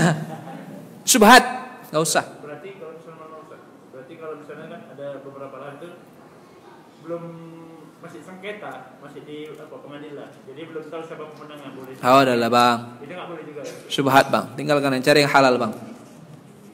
Kalau saya seperti itu, Allah. Ya, Muslim cari yang berkah aja lah. Ya, lebih baik. Kalau saya nasihatkan seperti itu. Ya. Lebih aman dia. Kalau kata Nabi, orang-orang seperti itu seperti orang yang mengembala hewan ternak di sekitaran kawasan hutan-hutan, kebun-kebun raja misalnya gitu kan. Kalau lalai nanti bisa makan dia di situ kan kena denda kita. Itulah istilahnya syubhat itu lebih dekat kepada yang haram. Husnul khotimah bolehkah kita ucapkan ketika dia sudah wafat? Sebaik-baik doa yang kita ucapkan ketika ada orang meninggal dunia adalah Allahumma ighfir lahu warhamhu. Kalau mau sampai habis wa'afihi wa'fu anhu akrim nuzulahu. Husnul khotimah itu ya bisa harapan tapi lebih tepat kepada sebelum wafat. Dia wafatkan dengan keadaan husnul khotimah. Khotimah itu penutup. Kalau udah wafat ya sudah. Enggak ada lagi istilah kita doakan semoga husnul khotimah. Sebelum itu kita doakan saat dia sakit parah, kita doakan semoga Allah memberikan kemudahan dan menjadi husnul khotimah itu tepat. Gitu dia. Untuk apa Allah berikan usia panjang bagi kita? Ujian, fitnah. Dan sebaik-baik orang adalah yang panjang usianya baik amalnya. Maka jangan sampai usia yang panjang ini sebagai ladang dosa. Seharusnya jadi ladang pahala. Gitu dia. Makanya itu pun Pak, Nabi pernah melarang jangan kalian minta apa? Mati. Gak boleh kita minta mati. Yang boleh itu apa? Ya Allah, kalaulah hidup baik bagiku maka panjangkan usia. Ya Allah, kalau mati buruk baik bagiku maka sudah matikan. Begitu juga dengan orang yang kita lihat mungkin keluarga kita sakitnya berat, doakan ya Allah, kalau memang hidup baik baginya maka sehatkan dia, panjangkan usia dalam keberkahan dan ketaatan kepadamu. Kalau yang mati baik baginya maka mudahkanlah dan jadikan husnul khotimah. Gitu aja. Undangan makan di tempat orang yang meninggal dunia dengan dalil apa tadi? Sedekah. Itulah yang saya bilang, dalilnya ada, caranya salah, maka menjadi bid'ah. Caranya bagaimana? Caranya salahnya di mana? Kalau sedekah makanannya nggak masalah situ, tapi apa? Ada dikit-dikit tertentu yang dibacakan, dikit-dikit wiridnya. Kemudian yang kedua dibaca dengan cara bersama-sama. Kemudian yang kedua waktunya juga salah, ditentukan harus hari berapa biasanya? 3, 7, 40, 100 dan seterusnya. Nah, itu penentuan hari-hari kayak gitu nggak ada di zaman Nabi SAW. Kan saya sudah sebutkan, ibadah itu ada dasarnya. Tapi kalau caranya salah, waktunya juga ditentukan secara khusus, maka bisa menjadi bid'ah dia. Memang itu namanya syubhat. Ya tipis sekali dia dalilnya. Apakah ada keberkahan pada kata? Sebenarnya lebih kepada gini. Rasul mengarahkan kepada kita untuk mengucapkan yang baik-baik pada sesuatu. Ya, justru menghindari mengucapkan yang buruk-buruk pada sesuatu. Maka Nabi ada sahabat Nabi yang namanya buruk diganti yang baik. Jadi kalau kata-kata kita ini itu menyampaikan sesuatu kepada orang, segala hal itu yang baik-baik diusahakan. Disebut dengan al-kalimatut thayyibah, shadaqah. Kata-kata yang baik itu jadi sedekah gitu dia. Jadi misalnya kita sebutkan semoga Allah memberkahi, Allah memuliakan dan sebagainya, itu baik, nggak apa-apa. Itu ada keberkahan dari kata-kata itu, iya. Artinya itu ada harapan doa, itu bagus. Terkait dengan opening ya, grand opening apa dan seterusnya, itu ada cara-cara makan-makan seterusnya. Syukuran itu disunahkan, ya, meminta orang lain mendoakan. Hanya saja memang tidaklah kalau intinya gini aja. Bagaimana cara syukuran yang benar? Cara syukuran yang benar adalah undang orang makan. Tempat kita nggak pun makan, pokoknya apalah, kumpul-kumpul, kemudian ya kita kasihlah makan atau apa yang berat ataupun yang ringan. Kemudian setelah itu sampaikan kepada mereka bahwasanya saya punya hajat ini, mohon dibantu untuk didoakan. Sudah, nggak usah pakai zikir berjamaah, kemudian dipimpin oleh satu orang, nggak usah. Doakan saja. Ketika kita bilang mohon dibantu, ya semoga Allah mudahkan, doa nggak itu? Doa cukup. Bagus. Sarido diundang, paten.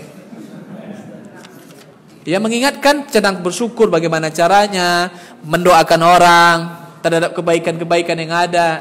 Apa-apa itu bagus.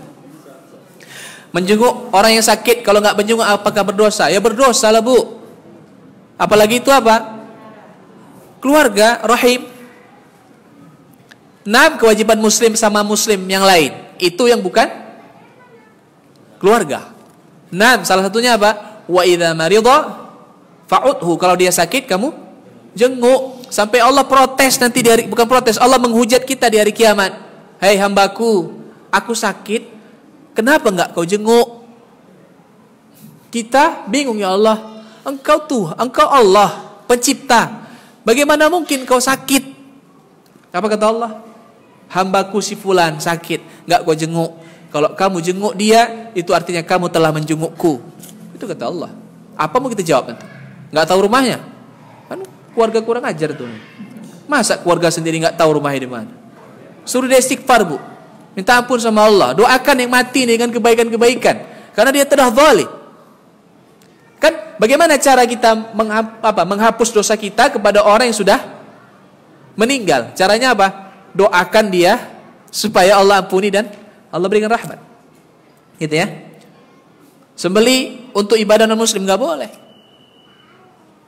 Segala sesuatu yang sifatnya memfasilitasi orang kafir untuk beribadah dan sebagainya itu tidak boleh. Ibadah ya, sama seperti tadi. Enggak. Bilang sama dia, sampaikan pelan-pelan. Mohon maaf, agama kami tidak membolehkan itu. Enggak boleh kok.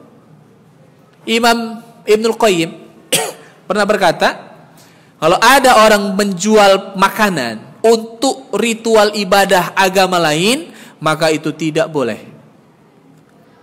Nggak boleh, apalagi untuk Natalan semuanya. Tidak, nggak boleh. Ibu yang usaha-usaha catering ya Bu, tahan Bu. Punya gerobak bakso, dipesan untuk taruh depan gereja. Masa hari Minggu. Nggak boleh. Sanggup nolaknya? Sanggup nggak nolaknya? Tapi kalau di luar itu mereka punya acara kumpul-kumpul, rame-rame di rumah, dipesan, undang kawan-kawan makan, silakan. Karena bukan masalah ibadah. Ini ibadah di gereja Allah dipersekutukan, Allah dikufurkan, Allah disyirikan. Masa kita santai nikmati duit itu? Nah, ini lebih parah daripada nonton video porno biar tahu. Syirik kok, kufur. Wali Allah itu siapa? Udah kita jelaskan. Semua kita bisa jadi wali Allah. Syaratnya 2. Inna waliyallah alladzina amanu wa kanu yattaqun. Mereka beriman, kita beriman, dan mereka bertakwa. Tinggal takwa kita pupuk. Kalau kita jadi orang bertakwa, jadi wali Allah lah kita nih. Tapi jangan pernah ngaku-ngaku ini aku wali Allah. Karena yang tahu wali Allah adalah siapa? Allah Ta'ala sendiri. Takwa itu di mana? Di pakaian, di mulut, atau dalam hati kita? Dalam hati kita. Berapa, kan saya bilang, berapa banyak orang yang mulutnya takwa tapi hatinya kotor, yang sekotor-kotornya. Berapa banyak pakainya takwa tapi hatinya kotor sekotor-kotornya. Kan gitu kan?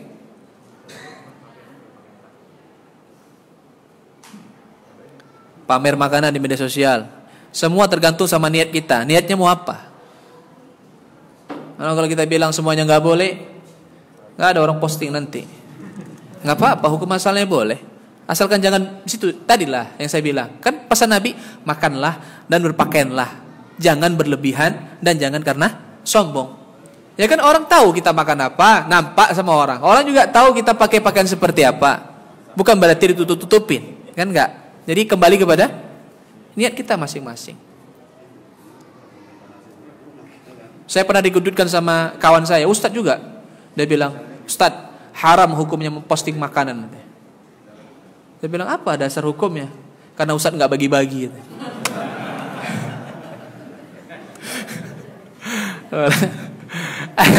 Itu menunjukkan bahwasanya boleh hukum asalnya gitu kan. Tapi jangan berlebihan. Minta untuk sesajen tadi udah ya. Allah a'lam.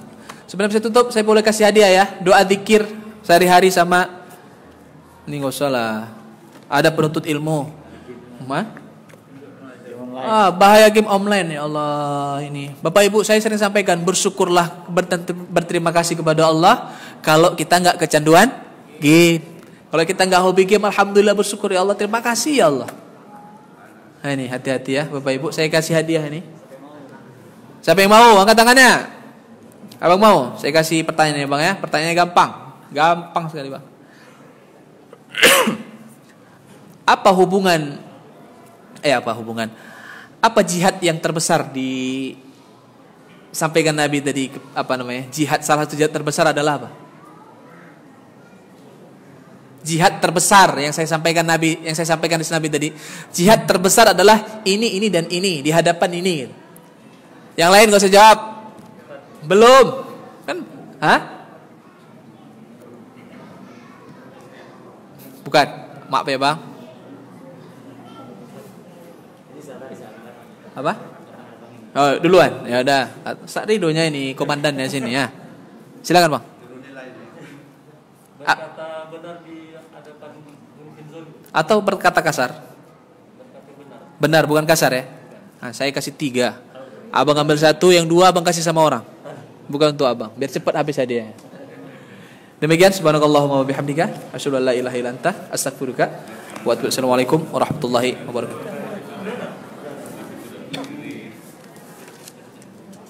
Waalaikumsalam warahmatullahi wabarakatuh. Syukran jazakumullah khairan katsiran kepada Ustaz yang telah menyampaikan kajian kepada kita. Mudah-mudahan bermanfaat. Ya, pada maghrib insyaallah.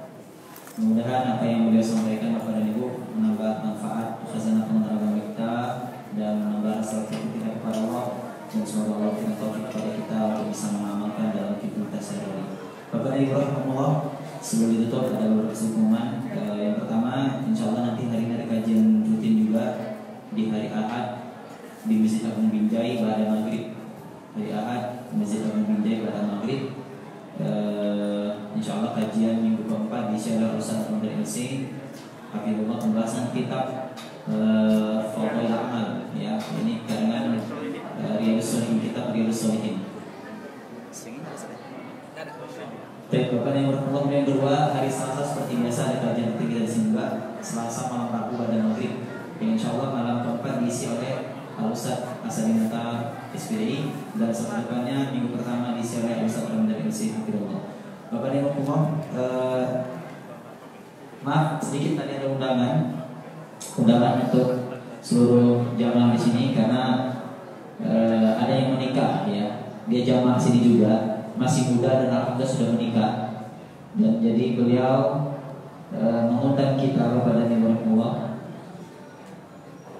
Ya, ini saudara Jeffrey Andrian Pilihan SPD dengan Novi Trianadia. Nah, ini orangnya yang pakai kacamata. Alhamdulillah muda, sudah menikah. Insya Allah untuk mantu di Gang Bali. Gang Bali ya jadi di Gang Bali. Nah, jadi Bapak Ibu boleh kita hadiri hari Sabtu 2 Oktober. Sabtu ini mundur sekitar tanggal 12 bulan 9 kemarin sudah menikah. Jadi alhamdulillah mudah menikah, ngaji lagi, masya Allah. Bapak Ibu, ini yang bisa kita sampaikan dan kita akhiri dengan